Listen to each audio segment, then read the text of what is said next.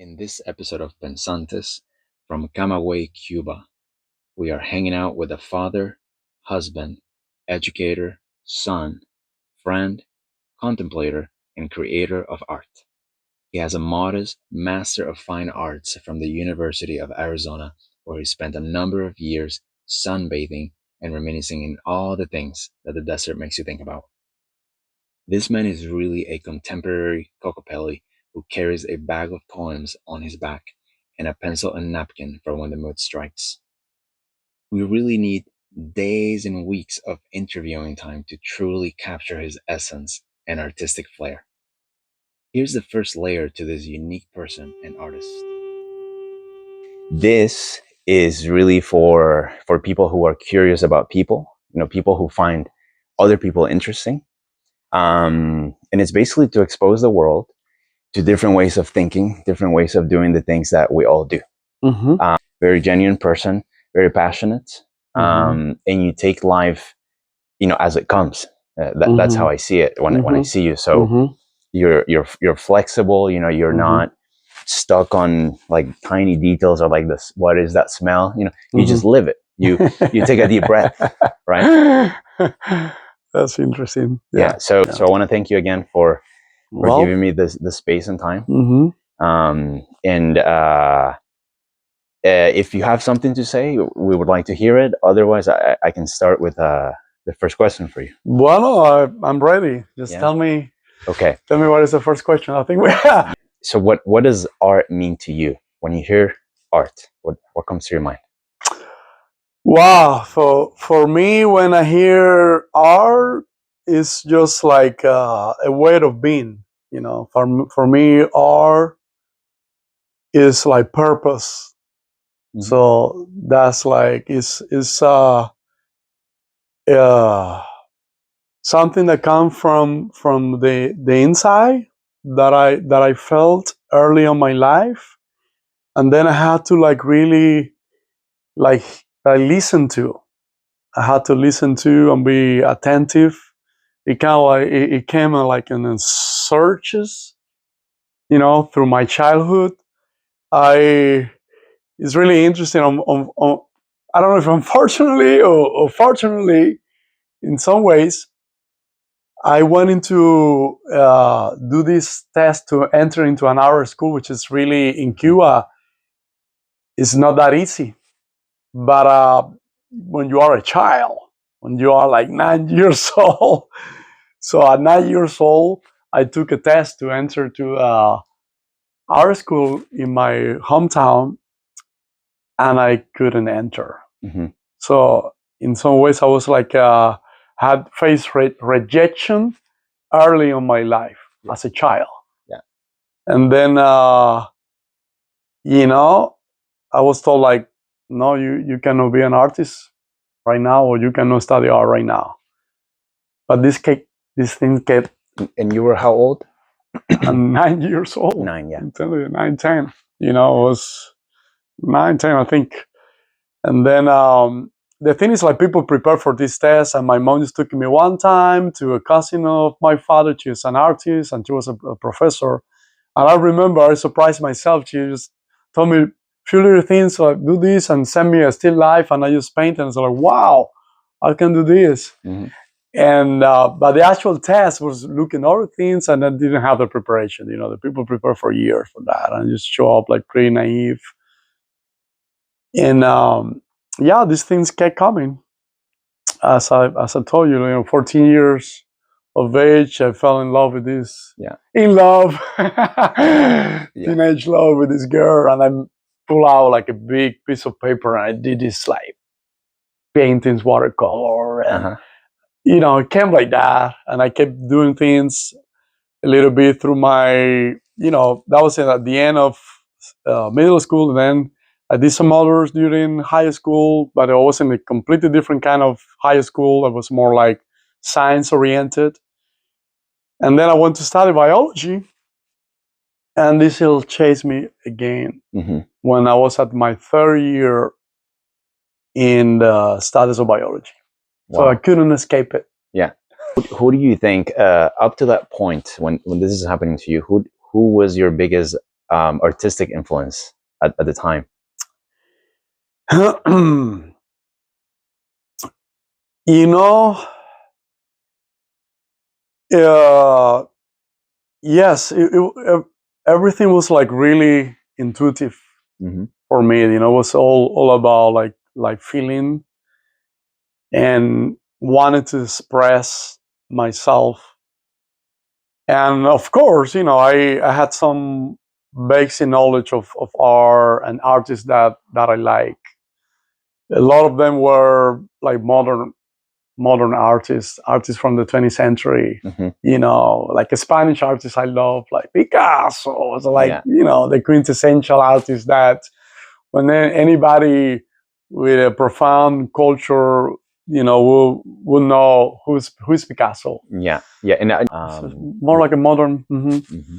And all the modernists in Cuba, of course, all the artists in the 20th century Cuba, there were many of them that, you know, that were around you, you Mm-hmm. know, they were surrounding on the environment. I love Carlos Enriquez, who's a painter. Like, you know, a lot of these artists, they dig into what meant to be Cuban Mm-hmm. and distance themselves. I mean, they have very influenced by, you know, all the European modernists, but they tried to do more like Cuban, you know, what was meant to be a Cuban. And I like that aspect. Some of them were a little more introspect. I love, we had a artist from my hometown, Fidelio Ponce de Leon, Mm-hmm. who was like the quintessential uh, artista maldito, you know, like them, and he was poor, Yeah. and he didn't have his palette is limited because he didn't have access to He colors. had holes on the elbows here. He sort of, and he drank. He was a drinker. It was this mystic, also, you know, halo, or kind of like you know. But his paintings are powerful. You look at his paintings, you look at them, and you say like, wow, this is like a soul, a spirit coming through them. Mm-hmm. And of course, there were like contemporary people that I met, and they were artists. And one of them, there's a painting over there, is Joel Besmar, who, wow, you know, I like, oh, I'm like real artists, you know, like Yeah. I'm meeting like real artists. And that also influenced me, like show me like, oh, you can be an artist, you can live out of this and express what you know, what you want, say what you wanted to say. Yeah. And of course, and a study, which didn't happen for me way later in life. Mm-hmm. And coming to the US for me was that opportunity. Like now I'm going to do what I wasn't able to do in my hometown, in my country. Mm-hmm. That for me, that door was like shut. Yeah. They shut it for me early on when I was like 10 years old. So I had to do by myself a growing journey. And a lot of that happened when I lost the studies in Havana. I told you that I started like discovering and drawing again and painting in Havana when I was studying. But then I lost those studies as a consequence probably of being in the artistic world in Havana, watching movies and things like that. And that happened, was a blessing. I go back to my hometown and I spent the last 4 years before I come to the state reconnecting with that, with my artist side, with my writer, because I'm also like a writer. I'm a poet. And I also knew that I loved to write poetry early on in my life. And but I didn't pursue it also as a career. So somehow those things were shut down a little bit. And when I come to States, I was like, this is what I wanted to do. Mm-hmm. I want to study art. So when you are denied from that art school, thank God you weren't Austrian, and that you weren't, you know, in Germany at the time.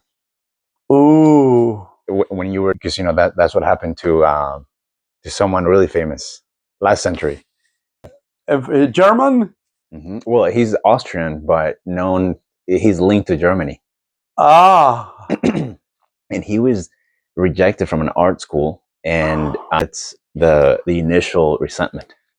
Oh my God! Famous man from last century. You know who I'm talking about? Probably, but I don't know that. Adolf. Oh my See, God! Yeah. I understand. You each. Yes. Ooh. He wanted to be an artist. Resentment. I remember. Yeah. And yeah. I don't know if it's a recent movie or something that they were doing about their paintings, hidden on the space or something. Mm-hmm. That explore a little bit of that. I don't know if it's made up or it's actually based on real things that they discover a room of his paintings or something, or a camera. There's probably a little fiction here and there, but parts of it are true. I kind of was interested about that. Yeah, it'd be interesting to see the art and see what was in his mind at the time. Oh, yeah. Resentment is not a good place. No. And he was resented in many ways. I don't know if I resent in some ways, not having the opportunity of, studying in Cuba, which is, I know, is a great education, and you see it all the time. All my I'm like an outsider. I'm a Cuban artist, but I'm not exactly made up in Cuba. I'm in a particular, and that's what makes it interesting. Yeah. That I'm like come through so different ways. But then when I'm out there and I see the Cuban artists right now, and what the people recognize as a Cuban art, and I'm a little outcasted. Outcasted. Yes. Yeah, I'm an outcast. Do you ever think about redemption? Yes, I do. Sometimes, of course, people want, to be recognized. One of my in the community, talking about the Cuban community per se, one of the most valuable work that I have done is being linked to a publishing house who, also gave me a lot of like initial fuel when I went back to Camagüey, I told you, and I started reconnecting myself. I met my godfather, which is my mentor.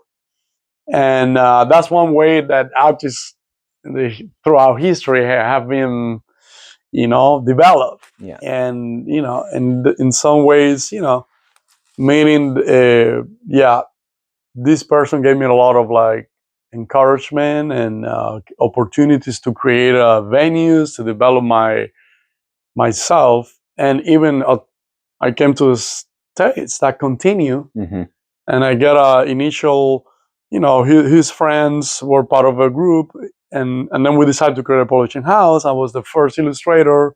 I had created a magazine in Cuba those 4 years. Yeah. And that's when I actually saw that I could be an illustrator, because I illustrated some of the poems, the people I call in. And that little magazine is in the provincial library in my hometown in Camagüey. Yes.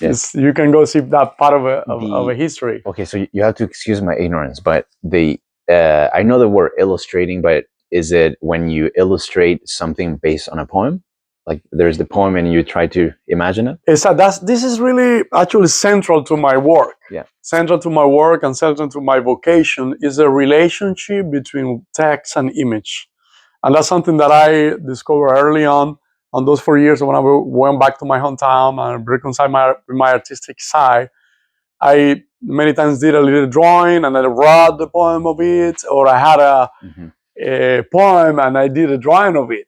And so that exchange always happens. So that's why I fell into illustration really easily. When I wanted to put together this magazine, there was an inspiration. Nobody told me, I wanted to do this project. No, I wanted to do a magazine. So I had to come up with the cover, the design. I had to like contact people, poets, writers. And then my drawings seep into the magazine, or I created the illustration for it. So that's how later on, when I come to States, I wanted to study art. I thought of doing illustration, because at that point already we have created a publishing house. We published like a couple of 3 books, and that's one of the things that I present as my art portfolio to be.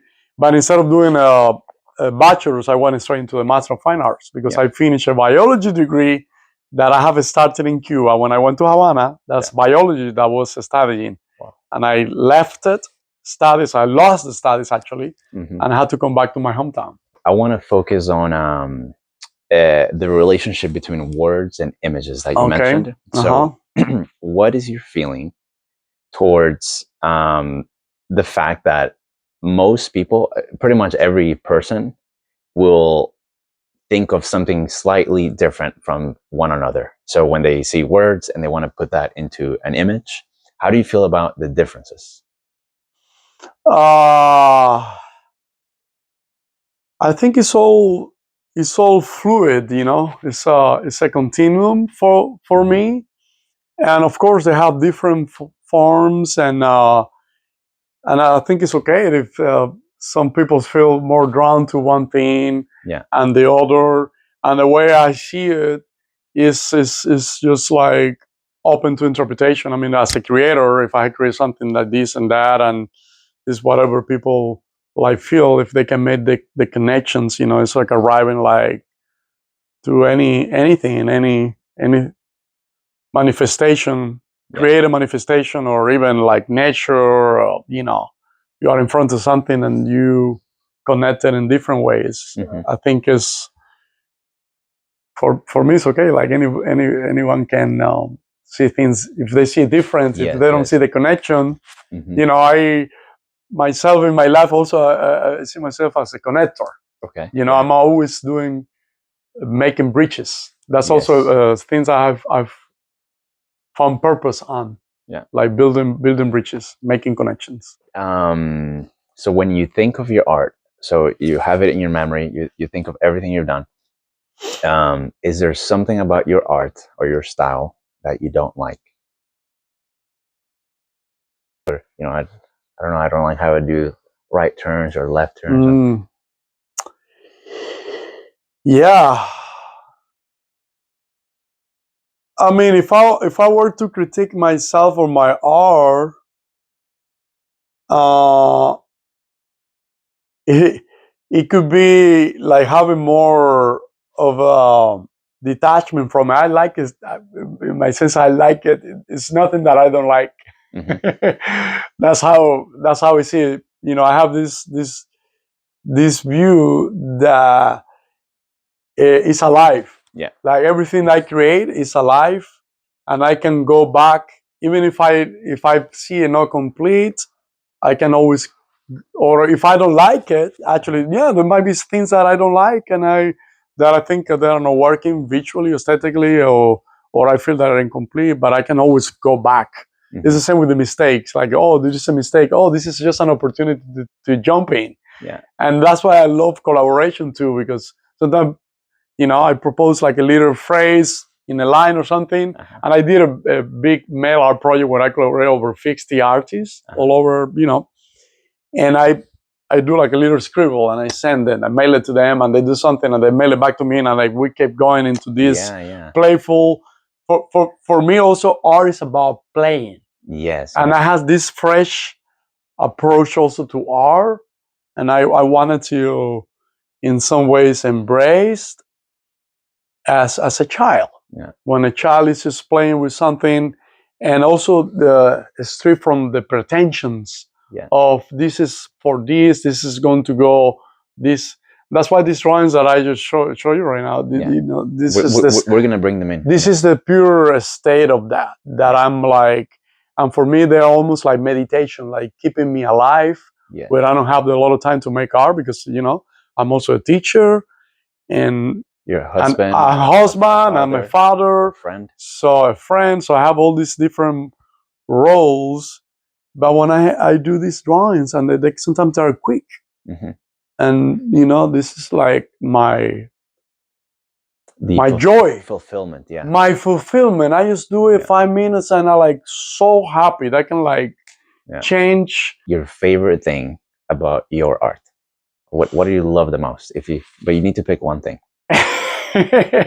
Oh, I would say the fluidity, of it, the lightness of it is probably, you know, and yeah, the line quality. You know, this line has been the line has been my visual language. Sometimes I feel like I'm, I have a thread with a needle. I'm not like sewing, Yeah.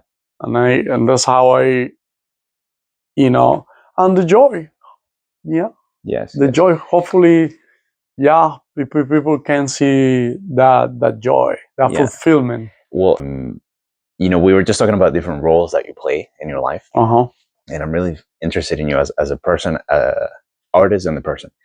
So, as a person, you play father, son, maybe uncle, friend, co-worker, husband, and then artist. Teacher, you said? Teacher, yes, yes, profession there, like full-time, requirement. Where do you think you excel the most? And where do you like yourself the most?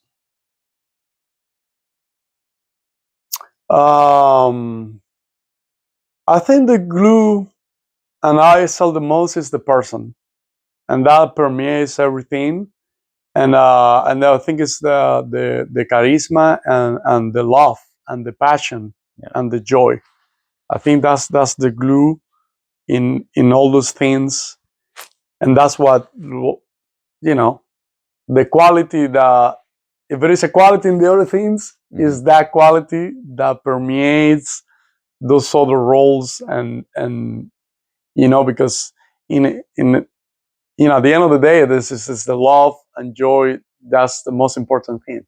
Yeah. And the rest is just like a manifestation of that. They're just like different ways that I can be myself, like be joyful and be loving. Something intangible about you that you want to work on.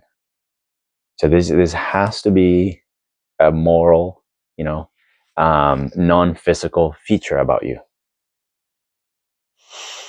A non-physical that I haven't manifested that I want to work on. Yes, you don't have this feature yet, or maybe you have it, but you want to improve it.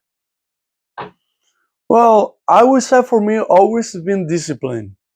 The discipline, as I mentioned before, I'm like sometimes like a little butterfly, and I can always refine more my discipline, so I can be more like intentional, and I can have more reach to what I do, and that's something about me that I've struggled in a way in my life, and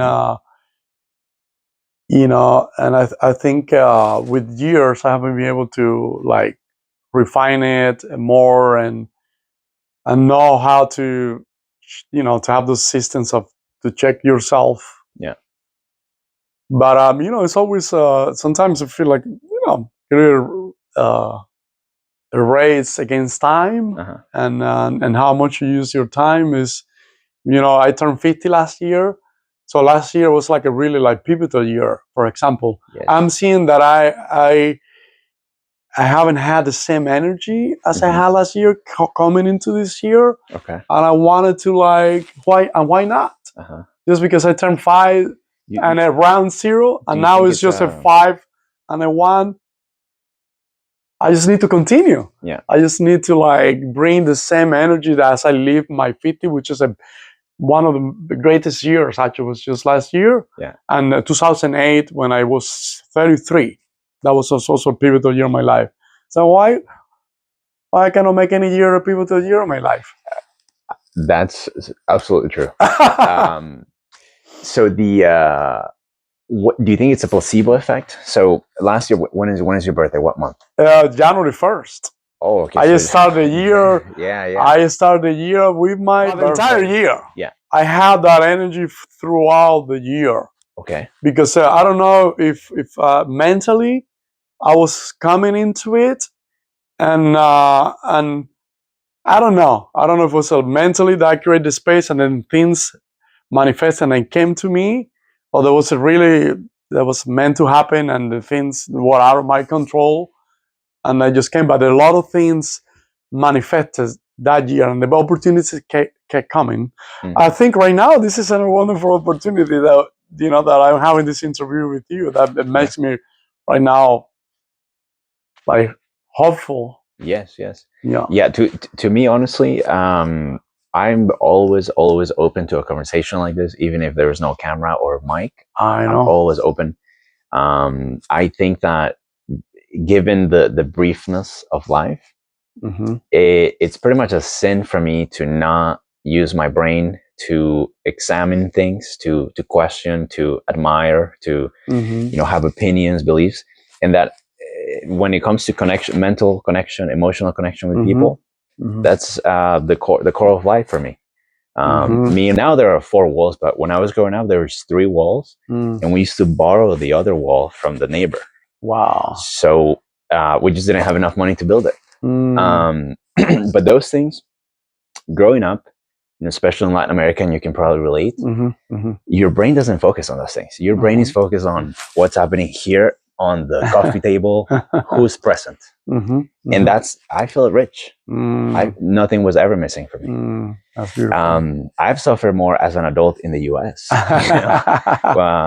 So many things, and the grinding. There's sometimes you lose yourself along the way if you're too focused on that goal. But yeah, I want to see. You want me to show you? Yeah. It? And later I can edit and zoom in. Yeah. So what is this? I want to know what was the first point where you put the pen down? So we'll have to like. I don't really remember to be honest. It could have been on the top. It could have been on the bottom. I know there are some elements, as I mentioned before, that come a lot into my work, and some of them are these sort of like ladders or holes. It's always sort of like a journey, and a lot of like a verticality, like going from bottom to top. Like a spiritual development, ascension, illumination, enlightenment. Yeah. These are kind of the things that I have been interested through my spiritual journey. But I think all the things are coming. Actually, I might have done something in observation. I brought this element that it was a photo that I have taken. This is a flower, and it's so interesting because it's inverted and it has sort of like a heart shape, and you can see like a women breast or torso. So I had to do a lot of with like a relationship with women, my wife, like love, like sexual, like creation too. So that comes in there. I really like as well, an energy is like puff of like things flying. No. I really like the ring at the bottom. That big one, yes. Yeah, I like that it gets darker in the middle but lighter at the bottom. And I do see the ascension part you mentioned on the bottom, the base. It does look like you can kind of climb it. If you're a little person, you can get on it and climb. So sometimes it's been like pipes or things that are like connecting it's like a flux of energy, like going in and out. And so I call it temple. I just like today I posted before you came. I was posting this on the Instagram, and I call it temple. And I found this catchy hip hop, magnetic, something magnetic, and it looks like a long place called like manifestation or something. I kind of like it. See it. So yeah. So this one is actually this one's just start like deep in and just like going all over. This is a little. The other one was a little more contained. Yeah. This one, the spontaneity and the way things were appearing. This is a little, and sometimes a little. The energy I can get. Sometimes I want to get in a bigger format. I had done in the past, but I like violent, almost. Like on rule, like. You need a room for that. Yes. I will, because I work usually small, but I would like to even go into painting, which I haven't done. And at the end, of course, you're always curating the things that are coming. I wanted to go back with the black, and then I like, what is this? I'm going to this looks like arthropod, yes, and claws and and got into these little squares in here. And then I know at some point it came the beak of a bird. Yeah. And the eye and something lands in here, but this is kind of like a hat or a pot or a peak of energy, and then this precarious thing going here, and I call it a balancing act. Okay. So and that when the writer comes or the poet comes, and when you put a title, it's kind of like sealing in a way, or opening a door where you want the viewers to like access to what it, and this is just my interpretation. That's why I have done on the past. One of my main work was my thesis show and University of Arizona, where I got my Master in Fine Arts, what the anima had to say, and there was a lot about the interplay between text and image, because it's about a work that I produced spontaneously. I titled it, I wrote the stories, I refined it, I edited, I did etchings of the original drawings. It was a process because I had like years to work on this. Yeah. And but I, at some point in the thesis show, I offered the people opportunity, look at the image, put your own title, write your own version of the story. Oh. And you see, like, define it, you interpret it yourself, and from that window that you open, then what is the story about? The same with here. Anyone can like scratch a balancing act and can just reinterpret. Yes, and I like the word you use, that you want to give them access, to a certain point, or at least the entrance to, exactly. That's nice. How about one from here, from this book? That okay, really different, and but it had to do with it had to do with my line explorations, in line, is this that had to do with is it called a asemic writing?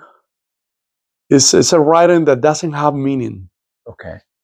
And it's just like traces, and it had to do with my work because it's a lot of line. Yes. But maybe now that more intentional, you're creating like blocks, you're creating lines. There are many ways. There's not one way of doing it. But I was exploring, creating the, creating the the lines of text with lines, but then I was going in more details and adding like tiny little drawings, tiny little landscapes, in some of the areas. I love the coloring here. Then I create this like, from the bottom to the top, going through all the ones. But then I, just like the round element in here. What happened? So the whole thing looks like almost like a Japanese character or Chinese. What is what were you feeling when you did the circle, the figure inside the circle? I don't know. There's like, it's a lot of things going on here. Like this looks like Arabic to me. Sort of like, like I love Sufism. I have some, the I know there's a lot of backlash with Islam and for many people, but I can find beauty in anything. I have one right here. I find it beautiful too. I know. So the aesthetics of it, it's beautiful. It's a whole universe over there. I mean, the Sufism is one of the most, and the poets, one of the most striking poets, and the connection with the divine and all these things. And a lot of the heart. They have the winged heart, and for me, I'm a really heart-oriented, loving person. That's at the core of it. So I don't know. Maybe that. Maybe this like circle is wholeness always. Wholeness, completion, universe, Yeah, I don't know. That's pretty different than my work. I explored a little more of that, Oh, wow. That was interesting, the blue and green one. See, yeah. Sometimes they can look like a shape itself. Yeah. This is like a mini version of that, probably. But there are vertical lines. This is a horizontal. Um, my godfather also, which I mentioned before, the central figure of this publishing house, he oriented me a little bit into, because he's interested in that. He has done calligraphy, Yeah. which is calligraphy. It's also back to Oriental. Of course, we got illuminated books in medieval times where everything was written, and you Yes. gotta like. But along the way, when the printed word came, but it's still in the eastern part, Orient part of the world, it's still it's a life form. It's a privileged craft, because not everyone can do it or gets to do it. Mm-hmm. What's the favorite setting? So favorite mood to be in, Mm-hmm. and the favorite place for you to start creating something. Yeah, it always comes with a mental state, and sometimes I'm really contemplative. Yeah. I love contemplation a lot. I think that's one of the, just like now, I feel like we are contemplating. Even though we're talking, we're thinking about ideas. This is just a contemplative environment. I'm like really, I'm in my house. It's a beautiful sunny day. I'm looking at all the trees and the Marquand Hills. This right now is just a perfect moment for me to, an inspiration. When we talk things like already get me thinking, I'm already inspired right now. Yes. Nada. No, Es un mito de creación. Es de cómo se creó their own journey, and this is something that you need to be clear of. And my older son has been the greatest teacher for me of this, because since he was 2 years of age, and I want him to do something because I'm so crazy, I'm like a lunatic, and